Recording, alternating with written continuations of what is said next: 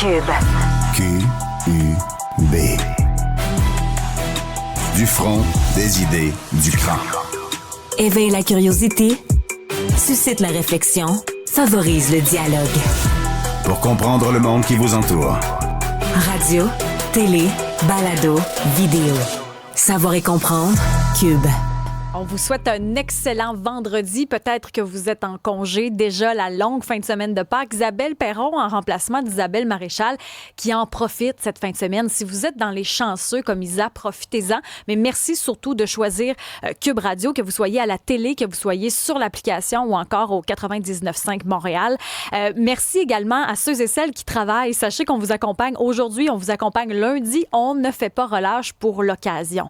Et vous savez que Pâques, on est vendredi saint aujourd'hui. Il y en a qui vont en profiter pour la chasse au coco, mais il y en a peut-être qui vont regarder à la télévision cette fin de semaine les films sur Jésus. Il y a eu les 10 commandements d'ailleurs présentés la semaine passée. Il y en a qui peut-être iront chercher l'eau de Pâques, les rameaux. On dit souvent qu'on est dans une société laïque, mais pourtant, on a toujours ces habitudes-là. Hein? Puis quand on parle de religion, c'est un sujet qui est très, très sensible. Hein? Souvent, on va avec la levée de bouclier.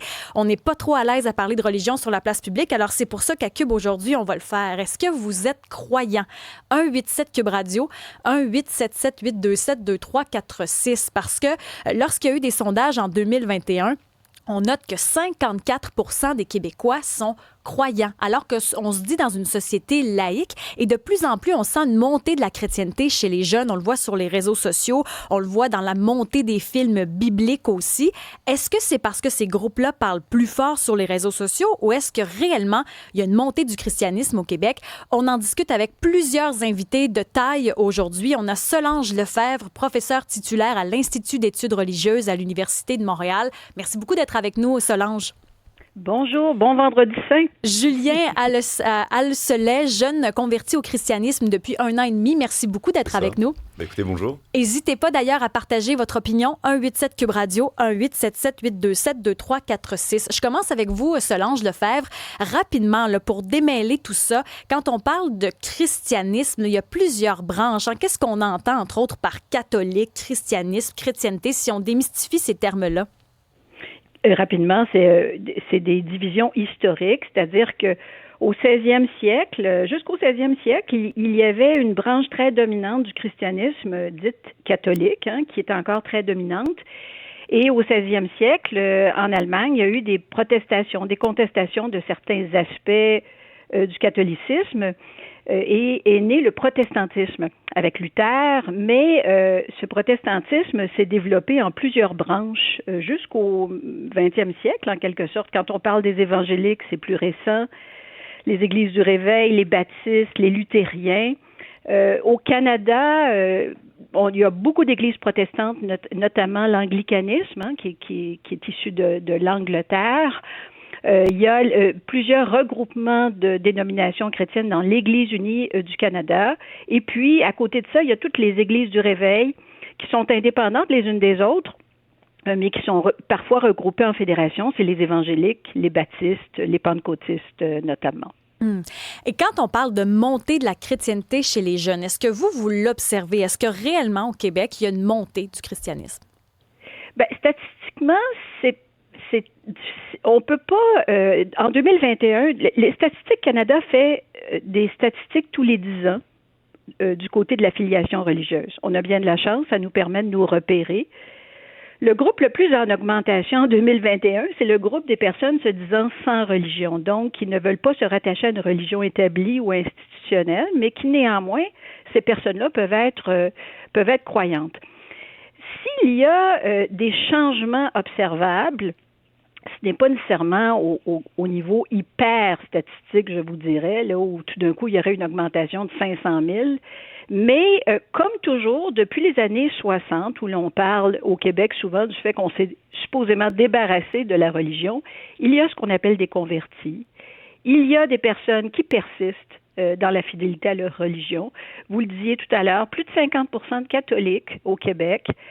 C'est autour de, je dirais, 25-30% de personnes qui se disent sans religion, mais ça suppose qu'il y a plus de 70% des personnes au Québec qui se déclarent affiliées à une religion, plus minoritairement l'islam, le judaïsme, l'hindouisme, le sikhisme. Alors, si on parle d'augmentation, je ne dirais pas qu'elle est statistiquement fulgurante, mais comme toujours, il y a des personnes qui, à des tournants de leur vie, décident de s'engager davantage dans la religion dont ils ont hérité, lorsqu'ils étaient enfants par leurs parents, ou encore embrasser une religion qu'ils ne connaissaient pas jusqu'alors. Même de plus en plus le christianisme, puisque beaucoup de familles n'éduquent plus leurs enfants dans le christianisme. Ils ne donnent plus d'instruction chrétienne pour toutes sortes de raisons sur lesquelles on pourrait revenir. Mais c'est ainsi que je situerais cette augmentation dont vous parlez. Mais c'est curieux parce que... Je terminerai par les... Oui, je vous écoute. Au fait, les gens veulent pas se dire croyants, puis il faut absolument être laïque, mais dans le fond, c'est comme si les gens avaient peur de dire qu'il y avait une croyance. Ah, il y a un très gros tabou au Québec. Ah oui?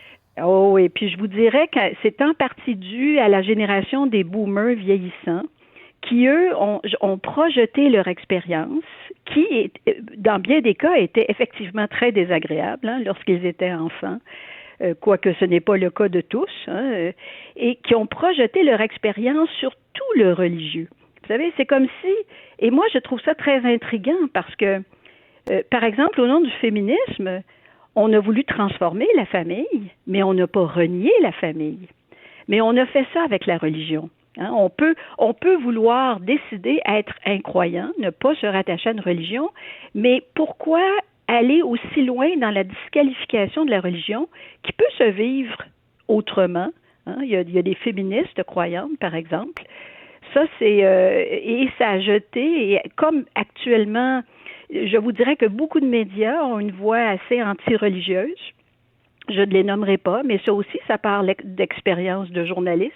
Est-ce que le fait que l'Église, entre autres, il y a eu certains représentants de l'Église qui ont peut-être abusé à l'époque, on a entendu beaucoup de choses par rapport aux pensionnats autochtones, entre autres, les agressions, etc. Est-ce que les représentants ont porté préjudice à la religion elle-même? Ah, ça, c'est une évidence. C'est une évidence, mais vous savez qu'historiquement, c'est constant. Même lors de la fondation des monastères par Saint-Benoît, vous savez, Saint-Benoît-du-Lac, les monastères, c'est très connu, c'est encore très populaire d'ailleurs. On parlait de plusieurs types de moines et on dénonçait le fait que certains d'entre eux étaient des corrompus et des déviants. Alors, il y a toujours des déviants qui ont, je vous dirais, qui sont entrés, qui ont profité de rôles religieux pour vivre leur déviance. Malheureusement, ça a été dénoncé très tardivement. Ça, c'est le grand mystère pour moi. Plus largement, les abus sexuels, vous savez, ça atteint plusieurs institutions, pas seulement les religions. Mais il n'y a pas de doute que c'est scandaleux. Bien, on a beaucoup de... Oui, allez-y, rapidement. Bien, cela dit, quand les gens ont une expérience religieuse personnelle, ils peuvent faire la part des choses. C'est pas parce qu'il y a des mauvais pères, des mauvaises mères que la famille, c'est mauvais. Alors, la religion, même chose, il peut y avoir des expériences beaucoup plus positives et significatives, alors que certaines sont dévastatrices. Les réactions au 187 Cube Radio sont vives. Il y en a qui disent, Maxime du Saguenay, entre autres, je suis croyant, même si j'ai souvent des doutes. Pour ce qui a trait à la montée chez les jeunes, je crois que la morosité du monde font qu'ils s'accrochent à quelque chose. Quelqu'un d'autre qui ne s'est pas nommé dit, moi, je suis aucunement pratiquant ou croyant. La religion, c'est fait pour contrôler les gens. Guylaine également de Saint-Eustache, je pense que le fait de se faire assommer, se faire harceler par les autres religions démontre que je suis de plus en plus catholique. On a Julien Alcelet, jeune, 20 ans, converti, alors que vos parents, Julien, merci beaucoup d'être là, vos parents ne sont pas croyants. En fait, votre père n'a pas vraiment voulu que vous vous convertissiez à la religion. Vous, ça fait 2 ans que vous avez décidé d'être catholique, c'est ça? C'est cela, exactement. J'ai des parents, on va dire, de racines chrétiennes, comme beaucoup de familles, je pense. Mais je n'ai pas eu d'éducation, je n'ai pas reçu d'éducation catholique, je n'ai pas reçu de catéchisme. Et donc voilà, c'est vraiment de moi-même que j'ai eu un peu ce déclic-là et que je suis un peu tombé dans le christianisme. Qu'est-ce qui vous a attiré? Qu'est-ce qui a fait en sorte qu'il y a 2 ans, vous avez dit « moi je me plonge puis je deviens croyant, voire pratiquant ». Eh bien, ça remonte à quand j'avais à peu près 17 ans, en cours de philosophie. On étudiait beaucoup de philosophes et puis dans les cours également de sciences, je voyais beaucoup de philosophes, de scientifiques, d'intellectuels en fait en général, être croyants, alors même que si on prend la théorie du Big Bang, elle a été créée par un prêtre. Donc c'est très intéressant. Je me suis dit, mais comment autant d'intellectuels peuvent croire en quelque chose comme disait Albert Einstein, justement, c'est pas possible qu'il n'y ait rien, justement, qui ait fait tout cela. Donc, moi, je me suis posé la question petit à petit. Je me suis dit, ok, pourquoi pas se renseigner, parce que c'est quand même nos racines aussi chrétiennes, parce que je suis français, ça s'entend sûrement à l'accent. Et donc, j'ai commencé à me renseigner un petit peu. J'ai commencé à acheter une Bible, en fait, par curiosité au début, en me posant petit à petit des questions. Et en fait, de cet achat-là, j'ai commencé à la lire aussi. J'ai voulu du coup étudier la théologie, j'ai commencé à en parler à des amis. Et en parlant à des amis, en fait, j'ai découvert que beaucoup de mes amis étaient croyants, donc on a eu de très très belles discussions. Puis qu'est-ce que vous faites dans le quotidien? Est-ce qu'il y a des choses, des rituels que vous exercez justement pour manifester votre foi? Eh bien, je vais tous les dimanches à l'église. Ah oui? Oui, justement, en arrivant ici, j'ai pu en tester une dès le lendemain où je suis arrivé en fait. Et j'en teste une chaque dimanche, donc le dernier c'était le dimanche des rameaux bien sûr. Donc vraiment très impressionnant. C'est le deuxième carême que je fais, donc c'est vraiment très impressionnant. Est-ce que vous avez peur de le dire sur la voie publique que vous êtes croyant, pratiquant? Absolument pas. Vous assumez? À 100%. Il n'y a pas eu de réaction négative? Non, aucune. Franchement, quand je l'ai annoncé à mes parents, peut-être que ma tante était un petit peu sceptique, mais honnêtement, c'est pas non plus de la famille très proche. Mais sinon, du côté de ma mère, aucun problème, parce que forcément, il le comprenait. Mon père n'a sûrement pas trop réagi, mais aucun problème en tout cas. Solange Lefebvre, professeure titulaire à l'Institut d'études religieuses à l'Université de Montréal, est-ce que ça vous surprend parce que vous enseignez à des jeunes là, qui vous posent des questions? Est-ce que ça vous surprend, ça, que les jeunes continuent justement de retrouver cette foi-là quelque part, alors qu'il n'y a pas de cours de religion maintenant là, dans les écoles secondaires? Ce que votre invité raconte, c'est un récit absolument typique de la quête de sens des jeunes, je vous dirais entre 15 et 25 ans. Et il y a historiquement plusieurs conversions, notamment, comme il le disait, d'intellectuels. Augustin, qui a écrit son autobiographie, une des premières, qui s'appelle Les Confessions, s'est converti jeune adulte. Alors, c'est l'âge des grandes questions et c'est l'âge où on cherche des modèles. Alors, justement, lui a été frappé par des philosophes, des intellectuels qui étaient croyants. Il s'est dit, oui, mais pourquoi? Et ça partait d'une question fondamentale, pourquoi j'existe? C'est quoi le sens de la vie? On commence à poser ces grandes questions-là et on s'ouvre à des vérités plus larges. Et c'est souvent l'âge de la conversion. Il y a des convertis très célèbres et il y a beaucoup de jeunes. Évidemment, ça peut se jouer aussi plus âgés. Il y a toutes sortes d'itinéraires, mais c'est assez typique du tournant, je dirais, des grandes questions de la jeunesse. Et là, on cherche des textes. Alors ça aussi, c'est typique. Lire, découvrir un texte qui nous touche, qui nous bouleverse. La Bible, évidemment, on le sait, c'est un des best-sellers de l'humanité. Ce sont des textes extrêmement parlants. Et voilà comment ça peut se produire. Mais justement, puis je m'adresse à vous deux, que ce soit Solange ou encore Julien. On parle beaucoup de science. Vous avez parlé de philosophes, entre autres. On en connaît beaucoup sur la science. Comment on fait avec ces connaissances-là pour s'identifier justement à la Bible? Eh bien, je pense que la Bible, c'est des valeurs qui sont vraiment positives. Si on prend les valeurs de base, bien sûr, c'est le partage, c'est l'amour des autres. Et plein d'autres, mais c'est des valeurs, on va dire, qui, je pense que chacun de nous peut s'identifier en voulant devenir aussi, pourquoi pas, une nouvelle version de soi-même, en se cherchant également, bien sûr. Moi, c'est en me cherchant que j'ai pu trouver ça, mais je pense que voilà, c'est des bonnes valeurs véhiculées qui font que peut-être que c'est ça, tu te poses des questions, tu te dis pourquoi pas devenir une meilleure personne. Ça ne veut pas dire que les religieux sont meilleurs que les autres, mais dans le sens où je pense que... Ça se fait travailler sur toi-même. Exactement, ça fait un bon travail sur soi-même. Et je pense que c'est plutôt positif justement d'avoir cette réflexion-là, qu'on devienne croyant ou non d'ailleurs. On a justement au 187 Cube Radio, 1877-827-2346, Saé Goldchin. Saé, merci beaucoup d'être à l'écoute. Salut! Est-ce que vous êtes croyante? Oui, je suis croyante. Ah oui, qu'est-ce qui vous a mené vers cette démarche-là? Ça peut être une très longue histoire, mais une histoire courte. Moi, j'ai vraiment vécu une vie athée, un peu plus rebelle. J'ai vraiment vécu par mes propres moyens, on va dire. Moi, j'ai été travailleuse du sexe aussi pendant presque 10 ans, donc j'ai vécu l'addiction, l'abus, j'ai vécu plein de choses comme ça. Puis en fait, je dirais que j'ai vraiment eu une rencontre personnelle avec Jésus en 2023. J'étais à la recherche, là, je pense, spirituelle. Je me cherchais beaucoup après des années un peu plus de noirceur. Puis, en fait, c'est drôle parce que je m'attendais pas à rencontrer Jésus. C'était pas ce que je cherchais. Je me suis pas dit, bon, je me lève ce matin puis on essaye Jésus ou on essaye la Bible. J'ai lancé vraiment une prière de désespoir au ciel, puis je me suis vraiment ouvert le cœur à Dieu, puis j'ai dit, je sais pas t'es qui, mais si t'existes, je veux te rencontrer. Puis la vérité s'est révélée à moi. À quel âge vous avez trouvé cette foi-là? À 32 ans. Est-ce que ça s'est manifesté? Comment vous l'avez trouvé sur les réseaux sociaux? C'est un ami qui vous en a parlé. Comment la vie vous a amené finalement dans ce chemin-là? Ben moi, j'étais beaucoup dans les pratiques, ce qu'on appelle New Age, donc le tarot, l'astrologie, des trucs comme ça. J'étais vraiment juste en recherche de réponses spirituelles. Je trouvais que la vie sur Terre avait pas de meaning, on va dire. Je sais pas c'est quoi le mot en français, mais Signification. je me disais, oui, c'est ça. J'étais comme, je peux pas croire qu'il y a juste ça. Tu sais, parce que j'ai goûté à tout. J'ai goûté à l'argent, j'ai goûté au sexe, j'ai goûté à la drogue, j'ai goûté au party, j'ai goûté à tout. Et je me dis, ben si c'est juste ça la vie, je trouve qu'il y avait rien de plus. Puis je me dis, il doit y avoir quelque chose de plus que ça. Ça se peut pas que ça finisse comme ça. Puis moi, j'avais pas de Bible, j'étais pas vraiment entourée de chrétiens, j'allais pas à l'église. Vraiment, j'étais même dans un autre pays, j'étais au Mexique, tout seul. Puis j'étais en sorte de dépression. J'étais enfermée dans ma chambre pendant des semaines. Puis c'est vraiment une rencontre personnelle que j'ai eue avec Dieu. Je sais que ça peut sonner un peu fou pour plein de monde, puis j'étais pas sur la drogue, j'étais très à jeun. Ça a été vraiment une rencontre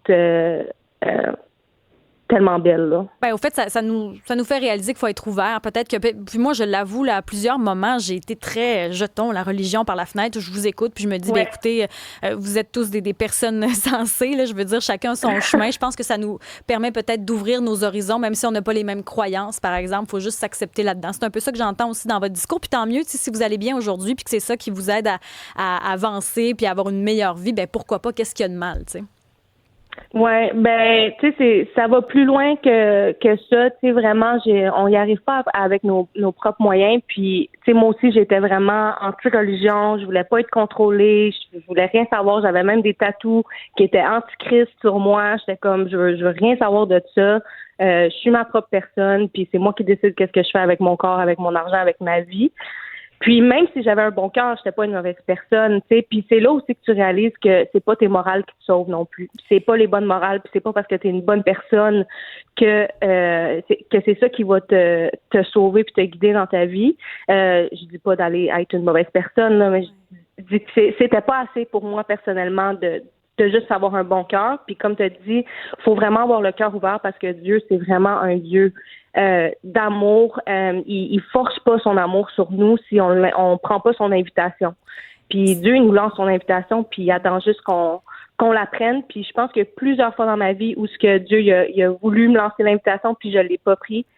Puis je me suis demandé souvent pourquoi plus cette fois-là que les autres.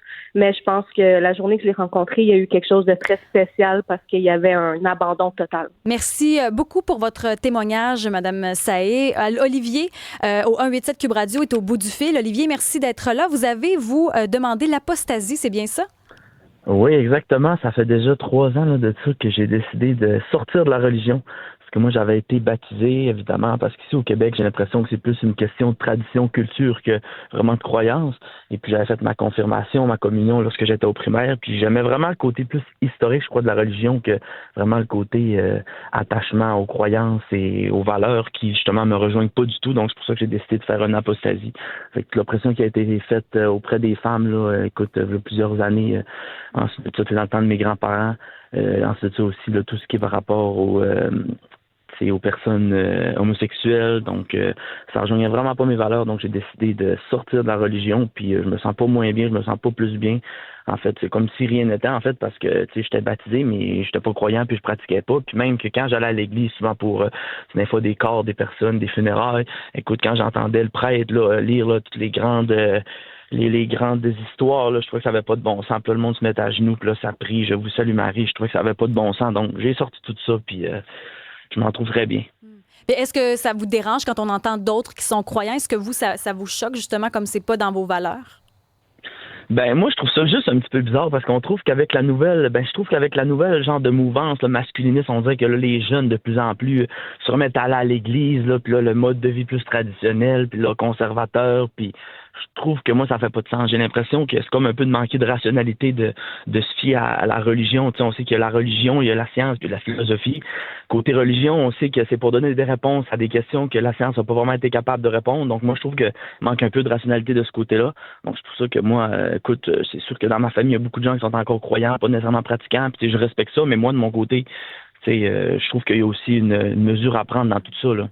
Merci beaucoup pour votre témoignage. 187 Cube Radio, 1877-827-2346. Est-ce que vous êtes croyant? Le temps file. Solange Lefebvre, je vous garde avec nous, professeur titulaire à l'Institut d'études religieuses. Julien également, je vous garde en studio avec nous. Je veux vous entendre également. Est-ce que vous êtes croyant? D'ailleurs, j'ai une de mes collègues, Alice, qui s'est rendue sur le terrain pour essayer de constater est-ce qu'il y a vraiment une montée du christianisme chez les jeunes au Québec? 187 Cube Radio, 1877-827-2346. Merci de choisir Cube, que vous nous écoutiez à la télé, sur l'application ou au 99.5.